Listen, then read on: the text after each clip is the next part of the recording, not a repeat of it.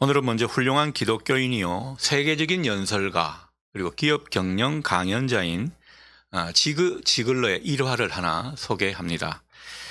지글러에게 어느 날 직장인 여성 한 사람이 찾아와서 자기 직장에 대해 엄청 불평을 늘어놓습니다. 자기가 얼마나 안 좋은 직장에 다니고 있는지, 자기가 얼마나 대우가 나쁜지, 또 얼마나 사람들이 악질인지 쭉 열거했습니다. 아니, 자기가 다닌 직장을 이렇게 험담해도 될까 싶을 정도로 안 좋은 악평을 늘어놓았습니다. 아마도 이 여성은 지글러에게 상당한 동정과 지지를 기대하면서 이 말을 했을 겁니다. 하지만 지글러의 대답은 의외였습니다. 여인이 태도를 고치지 않으면 앞으로 더 힘들 거라는 얘기를 해주었고, 또 이 여인이 바뀌려면 한 가지 방법밖에 없다, 이 말도 해주었습니다. 그것은 다름 아닌 직장과 동료를 더 좋아하는 것을 배워야 한다라는 것입니다. 그러니까 이 여성이 펄펄 뛰었죠. 아니, 좋은 것이 하나도 없는데 어떻게 좋아할 수 있습니까? 반박을 합니다. 자, 그러자 지글러는 종이 한 장을 내주면서 직장의 좋은 점을 작은 것 한 가지라도 써보라, 그렇게 말해 주었습니다. 이 여인이 멈칫하자 지글러가 이내 물었습니다. 직장에서 월급 받는 것이 싫습니까? 좋으면 종이에 적으십시오. 휴가 때 쉬는 것 좋지 않나요? 좋으면 또 쓰십시오. 좋은 점이 있다면 차분히 생각나는 대로 한번 적어보십시오. 그렇게 권면을 합니다. 의도를 알아차린 이 여성은 한참 생각하다가 웃음을 지으며 말했습니다. 좋은 게 하나가 있긴 하네요. 저희 집에서 직장이 가까워서 출퇴근하기 편리한 것, 그건 좋은 일입니다. 그렇게 말을 합니다.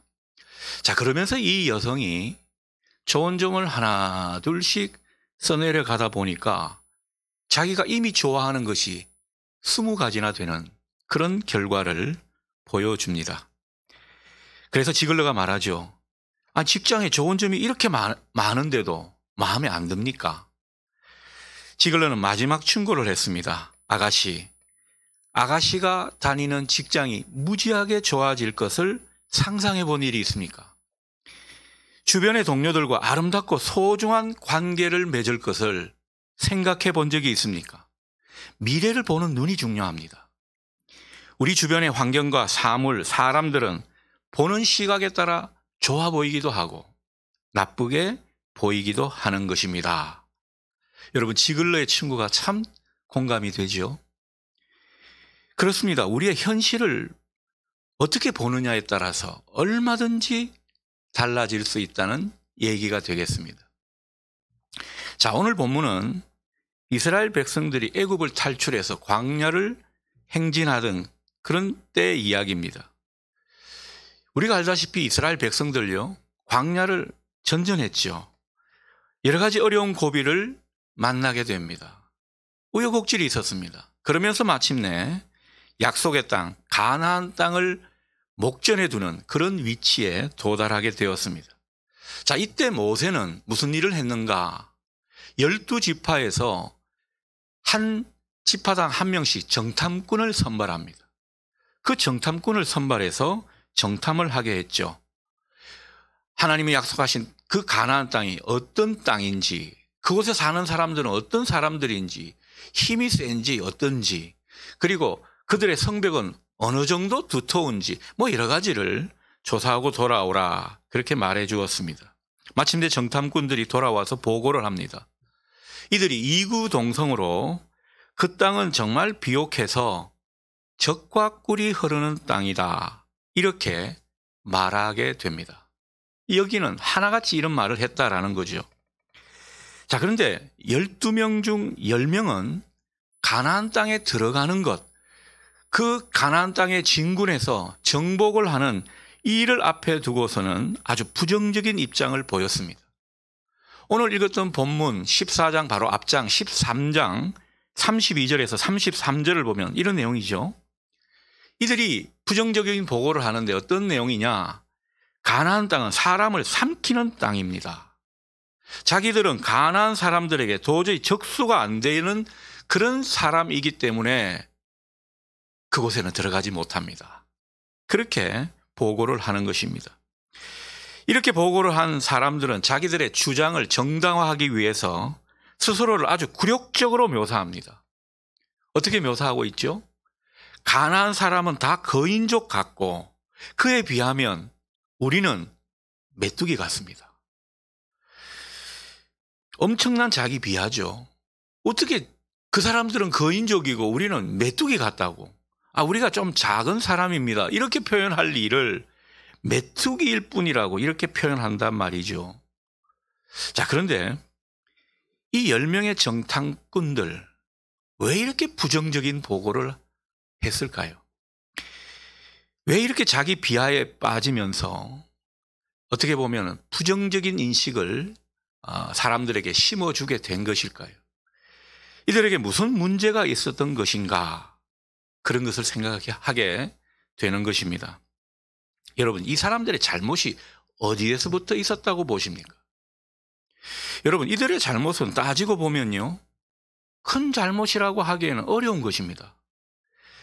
이들에게 문제가 있었다면 그저 자기들의 시선으로만 현실을 바라보았다, 거기에 있습니다. 달리 말하면 얼마든지 다르게 볼 수도 있는 것을 다르게 보지 못했다, 그렇게 말할 수가 있겠습니다. 이들은 고집스럽게도 그저 자기들이 보는 대로, 자기들이 판단하는 대로만 말했습니다. 자기들 눈에 보이는 현실을 다르게 보지 못하니까 어떻습니까? 자기들 눈에 비친 대로 그냥 보게 되니까 실망하게 되고 두려워하게 되고 원망하는 그런 모습을 보이게 된 것입니다. 하나님이 약속하신 축복의 땅, 그 땅을 이 사람들은 뭐라고 말합니까? 사람들을 삼키는 땅이라고 말합니다. 사람들을 죽이는 땅일 수 있다라는 거죠. 이렇게 보게 되니까 두려움에서 헤어나오지를 못하는 것입니다. 그 두려움이 하나님을 잊어버리게 했습니다. 하나님을 잊어버리게 하니까 보이는 건 사람들밖에 없고 그 사람들, 그 가나안 족속과 자기들을 비교하니까 그 비교의식 속에서 열등감에 빠지게 된 것입니다. 그래서 그들이 결국 무슨 말을 하게 됩니까? 13장 33절 보십시오. 우리는 스스로 보기에도 메뚜기 같았지만 그들이 볼 때도 그렇게 보였을 것입니다. 아니, 자기들이 스스로를 메뚜기 같이 여기는 것도 참 안타까운 일인데 상대방이 나를 어떻게 볼지 어떻게 압니까? 그런데도 이미 지레 겁을 먹고 그들이 우리를 볼 때도 메뚜기 같이 볼 겁니다. 여러분, 자기 스스로를 얼마나 하찮게 여깁니까? 상대가 자기를 어떻게 볼지 잘 모르는 상황에서 이런 말까지 하게 되는 것입니다. 참 못났죠? 아주 찌질한 모습을 우리는 확인하게 됩니다. 진상이 따로 없습니다. 자, 문제는 이들의 두려움과 열등감이 그게 사로잡혀 있으니까 이런 부정적인 보고를 하게 되고 그 부정적인 보고가 누룩처럼 이스라엘 백성들을 전염시키고 말았다라는 데 있습니다. 여러분, 이 사람들의 부정적인 보고를 받은 이스라엘 백성들 어떤 모습인지 오늘 본문 14장 1절을 보십시오. 백성들이 밤새도록 통곡했다고 하죠. 그리고 모세에게 원망을 쏟아내는 모습입니다. 2절을 보면 우리가 애굽 땅에서 죽었거나 광야에서 죽었더라면 더 좋았을 것을 그렇게 말하면서 해서는 안 될 말을 하며 원망을 늘어놓습니다. 그리고 3절에서는 또 뭐라고 말합니까? 왜 우리를 가나안 땅으로 이렇게 인도해서 칼에 맞아 죽게 하는가? 아니, 있지도 않은 일입니다. 뭔 칼에 맞아 죽는다고 지레 겁을 먹고 이런 말을 합니까? 그러면서 진짜 해서는 안 될 말을 합니다. 차라리 애굽으로 돌아가는 것이 좋겠다. 여러분, 하나님께 그 놀라운 지혜와 권능으로 출애굽의 역사를 보여주셨지 않습니까? 그 바로에게 묶여 노예로 신음하며 죽어가던 사람들을 하나님이 구출해 주셨습니다. 그리고 전무후무한 홍해를 건너게 해 주셨습니다. 얼마나 놀라운 역사를 보여주시면서 하나님께서 이들에게 약속을 주시고 이들에게 비전을 주시고 이끌어 가셨습니까? 근데 이 사람들이 하나님 앞에 애굽으로 돌아가는 것이 차라리 낫겠습니다. 이거는 하나님을 실망시키는 것을 넘어서 하나님을 온전히 부정하는 그런 말을 쏟아낸 것입니다. 원망과 불평이 하늘을 찌르는 모습입니다. 선을 넘어도 한참을 넘었습니다. 사람들이 두려움과 열등감에 빠져 이 전염이 돼버리니까 어떻습니까? 사람들이 집단적으로 미친 것 같은 그런 모습을 우리에게 보여주고 있는 것입니다. 이 말씀을 준비하면서 이 대목에서 예전에 광우병 사태가 기억이 났습니다. 여러분, 우리 광우병 사태 기억하시죠? 그때 사람들 참으로 병적으로 미국산 소고기를 먹으면 마치 암에 걸리거나 안 좋아가지고 죽게 되는 것처럼 그렇게 사람들이 다들 호들갑을 떨었죠. 얼마나 공포심을 느꼈고 그것이 확산됐는지 모릅니다. 그때 저는 오히려 우리 가정은요, 미국산 소고기 싸니까 얼마나 잘 사 먹었는지 모릅니다. 여러분, 무슨 이야기입니까? 현실을 어떻게 보느냐가 그렇게 중요한 것입니다. 몇 년 전 어떤 후배 목사가 저에게 이런저런 자기 일들을 늘어놓으면서 고충을 이야기하면서 또 그것에 분풀이라도 하듯 여러 교회들의 문제 그리고 목사들 비리 이야기를 저한테 전해 주었습니다. 그러면서 이 친구가 하는 말이, 형님, 한국 교회는 망했습니다. 저는 이제 딴 직업을 좀 알아볼랍니다. 그렇게 말을 하는 것입니다. 제가 막 달래고 또 용기를 주고 그렇게 했던 기억이 납니다. 여러분, 한번 생각해 보십시오. 한국 교회가 망한다고요? 그것은 하나님께서 이 한국 교회에 붙드는 손을 놓을 때 망하는 것입니다. 우리가 보는 것과는 다를 수 있다라는 거죠. 겉으로 봐서는 모른다라는 겁니다. 하나님은 망하는 것 같은 그 교회들 가운데 지금도 소망의 꽃을 피우고 계신 줄 믿습니다. 여러분, 정말 문제 많고 진짜 망할 것 같은 교회도 보면요, 항상 그루터기 같은 신자가 있어요. 그 신자들이 기도하고 믿음을 잃지 않고 신실하게 주님을 바라보니까 그 사람들을 통해서 하나님은 회복의 역사를 써내려 가시는 것입니다. 여러분, 이스라엘 백성들이 바벨론 포로가 되었을 때 다 망하는 줄 알았지 이스라엘 족속이 다시 일어날 거라고 누가 생각했겠습니까? 하나님은 그 가운데서도 미래의 역사를 준비하신 것입니다. 하나님이 우리의 현실을 좌지우지하는 것이지 그저 우리가 보는 그대로 우리 현실이 되는 것이 아니라는 것입니다. 여러분, 우리가 마주하는 현실을 우리가 보는 대로 그냥 부정적으로만 바라보게 되면 어떻습니까? 우리 안에는 두려움과 실망이 찾아옵니다. 열등감과 원망이 쌓이게 됩니다. 여러분, 이런 부정적인 감정들이 쌓이게 되면 그만큼 우리는 현실을 더 어둡게만 보지 않겠습니까? 현실을 더 어둡게 안 좋게만 보게 되면 가뜩이나 힘든 삶이 더 힘들어지지 않겠습니까? 악순환이 되는 것입니다. 그러니까 제대로 봐야 된다라는 거죠. 여러분, 여호수아와 갈렙은요, 다르게 보았습니다. 제대로 보았습니다. 그들은 이렇게 보고합니다. 본문 7절입니다. 우리가 정탐하고 두루 다녀본 그 땅은 매우 아름다운 땅입니다. 여러분, 똑같은 현실을 보았는데 이 10사람 정탐꾼들은요, 그 땅이 사람을 죽이는 땅이라고 보았고, 오늘 이 여호수아와 갈렙은요, 나머지 10사람이 보지 못했던 것을 보면서 그 보고를 해주고 있습니다.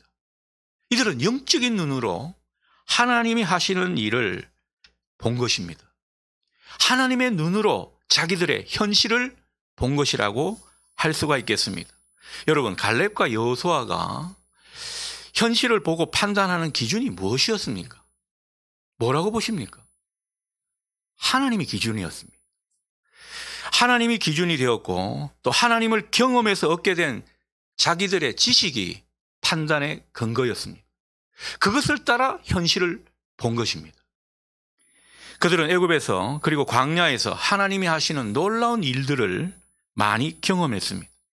다른 사람들은 기적이다 하고 끝내버렸는데 이 사람들은요, 그로 인해서 더욱더 하나님이 하시는 일을 묵상하고 그 묵상하는 것을 통해 깨닫게 되고 그리고 하나님을 더욱 알아가게 되었습니다. 그 가운데 하나님의 시선을 덧입게 되었고 그 하나님의 시선으로 현실을 보게 되었습니다. 그랬더니만 어떻습니까? 그들은 사람을 삼키는 땅이 아닌 매우 아름다운 땅이다. 하나님이 약속하신 그 땅으로 들어가야 된다. 하나님이 약속하신 젖과 꿀이 흐르는 땅으로 보고 용기를 얻고 함께 진군하자고 그렇게 권면하는 모습입니다. 그리하여 그들은 이어서 8절과 같이 말하죠. 하나님께서 우리를 기뻐하시기만 하면 분명 우리는 그 땅으로 인도될 것이다. 젖과 꿀이 흐르는 그 땅을 우리에게 주실 것이다. 확신하고 있습니다. 9절을 볼까요? 그 땅 백성을 두려워하지 말아라. 그들은 우리의 먹이다. 하나님이 우리와 함께 하신다. 여러분, 하나님의 시선으로 현실을 보니까 어떻습니까? 믿음을 가지고 하나님이 하시는 일에 대해서 확신하는 모습입니다. 여러분, 확신은 그저 얻어지는 것이 아닙니다. 우리가 어떤 눈으로 현실을 보느냐에 따라 달라진다라는 거죠. 믿음으로 하나님의 살아계심과 그의 권능을 앞으로 일어날 그 일에 대해서 자신 있게 당당하게 옆 사람에게 주위 사람에게 증거하는 그런 모습을 이 여호수아와 갈렙은 우리에게 보여주고 있는 것입니다. 여러분, 이 모습이 우리의 모습이 될 수 있기를 바랍니다. 여러분, 하나님을 믿는 신앙인들은요, 눈에 보이는 대로 현실을 바라보고 판단하는 그런 사람들이 아닙니다. 우리는 얼마든지 다르게 볼 수 있는 여지가 있는 사람들입니다. 다르게 볼 수 있는 가능성을 안고 사는 사람들이라는 거죠. 세상 사람들은 이런 가능성이 없습니다. 다르게 볼 수 있는 여지가 없어요. 그러나 우리는 얼마든지 다르게 볼 수 있다라는 거죠. 사람을 삼키는 척박한 일상이라 할지라도 그 속에서 하나님이 하실 일들을 믿음의 눈으로 우리는 볼 수 있다 믿습니다. 그러니 우리는 이런 영적인 눈, 주님의 시선을 가지고 그 시선으로 보고 말해야 된다라는 거죠.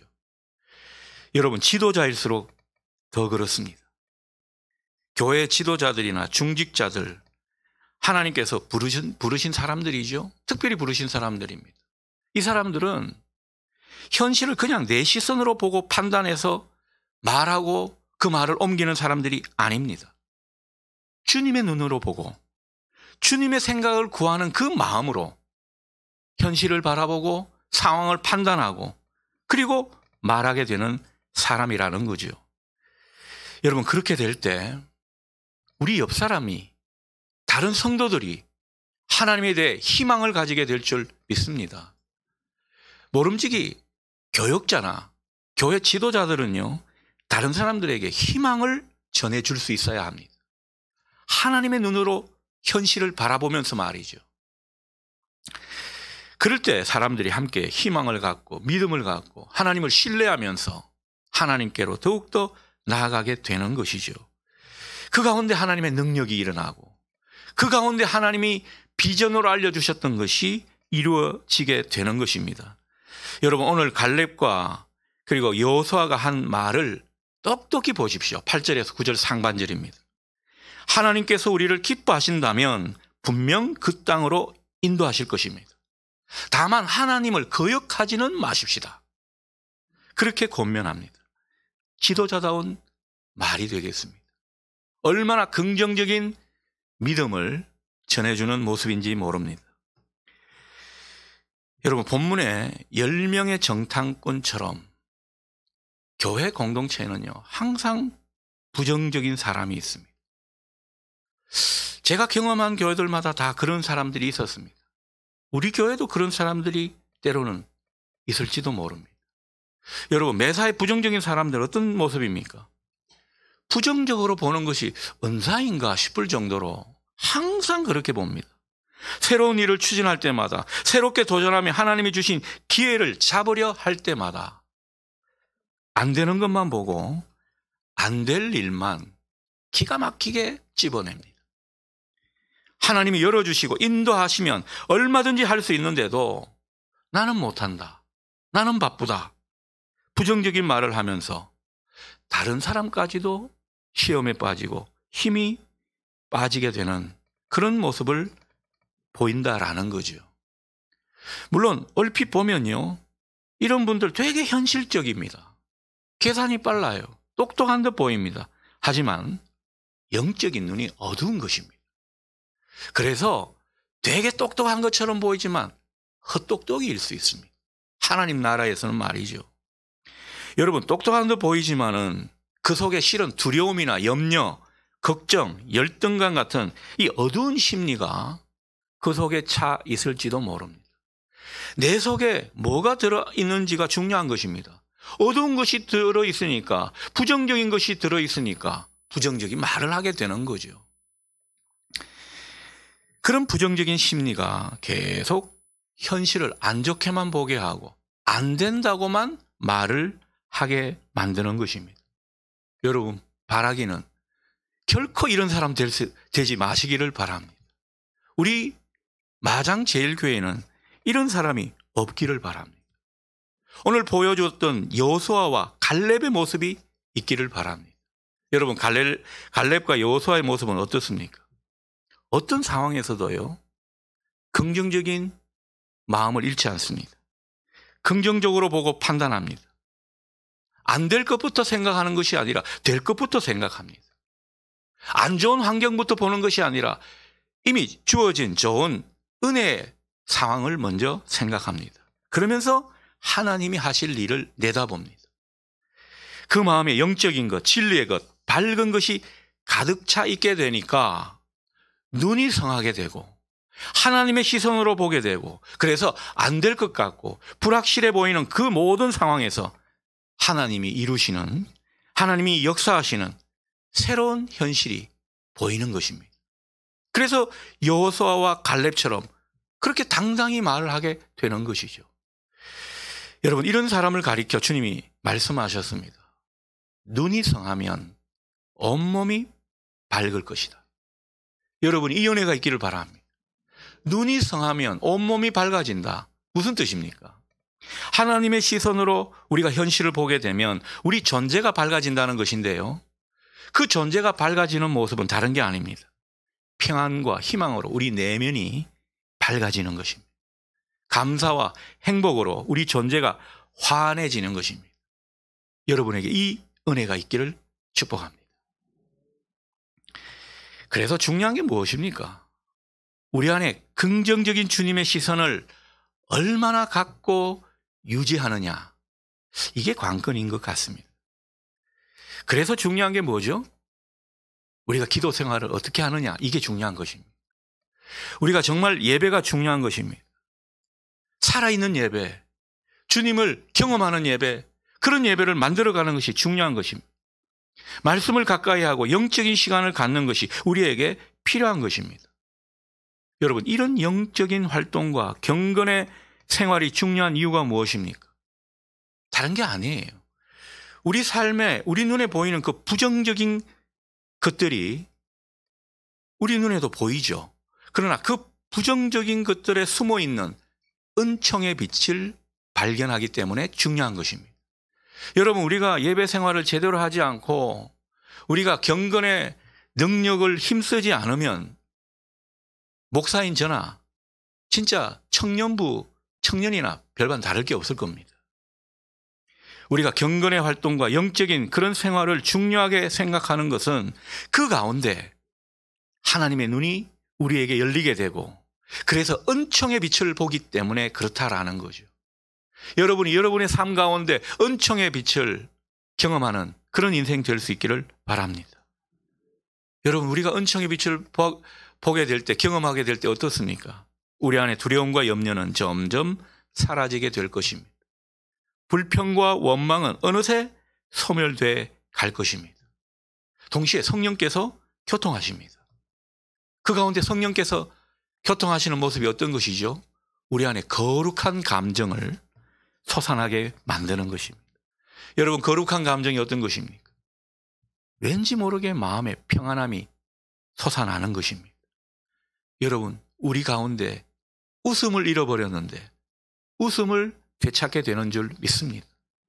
성령이 교통하시면 하나님의 가능성 쪽으로 자꾸만 마음이 열려지는 것입니다. 예전에는 하나님의 가능성에 내 마음을 닫아버렸는데 이제는 하나님의 가능성을 보게 되고 그 길로 우리 마음이 자꾸만 열려지는 것입니다. 여러분, 그 가운데 얼마나 긍정적인 시선이 그 속에 자리 잡게 되겠습니까?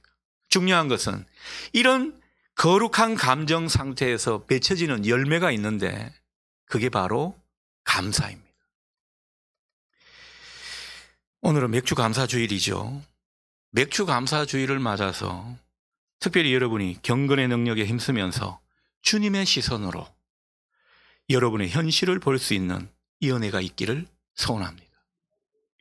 그 가운데 감사하는 마음이 여러분에게 열려지게 될 것입니다. 감사하는 마음이 열려지는 것을 느낄 때 그 감사하는 마음을 더욱 붙드십시오. 여러분, 우리 안에 감사하는 마음이 있으면 우리는 더욱 현실을 긍정하게 될 것입니다. 우리도 모르는 사이 주님의 섭리하심을 자꾸 받아들이게 될 것입니다. 그래서 하나님이 우리가 모르는 가운데 뭔가 하시고 있다, 하실 일이 있다, 하나님 뜻이 있다, 하나님께서는 지금도 일하신다, 이런 어떤 관점들이 우리 안에 쌓이게 되는 것입니다. 여러분, 그리고 그 가운데 모든 삶의 조건을 초월해서 우리는 비로소 희망을 갖게 되는 것입니다. 그래서 감사하는 마음이 있는 사람은 자연히 행복해질 수밖에 없습니다. 감사하는 마음을 잃어버린 사람이 불평과 원망 가운데 휩싸이게 되는 것입니다. 여전히 두려워하게 되는 것이죠. 그래서 감사하는 그 마음으로 살아가게 될 때 여러분, 우리는요, 좀 안 돼도, 비록 실패했다 해도, 내가 병에 걸렸다고 해도, 비록 내 통장에 돈이 별로 없다 해도 거기에는 하나님의 뜻이 있다, 하나님의 은혜가 있다, 그렇게 믿고 이것을 그냥 자기 스스로 억지로 그렇게 생각하는 것이 아니라 성령의 교통하심을 따라 자연히 그런 긍정적인 마음을 갖게 되고 희망으로 나아가게 되는 것입니다.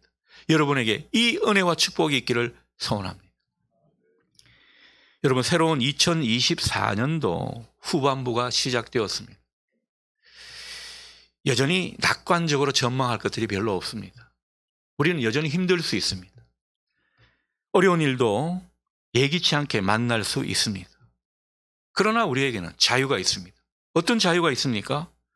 주어진 상황과 현실 앞에 우리가 어떻게 반응할까? 그 반응하는 것은 우리의 자유입니다. 여러분, 주어진 현실 속에서도 주님의 시선으로 현실을 바라보고 판단하고 살아가는 이런 반응으로 하나님을 기쁘시게 하는 저와 여러분 될 수 있기를 바랍니다. 여러분, 그 가운데 우리는 감사의 삶을 살게 될 것입니다. 여러분, 감사는요, 우리 삶의 열쇠 같은 것입니다. 우리 눈에 뭔가 강렬한 벽이 보입니다. 상황은 다 막혀 있어요. 어디에도 길이 보이지 않습니다. 막 실이 막 얽힌 것처럼 상황이 복잡합니다.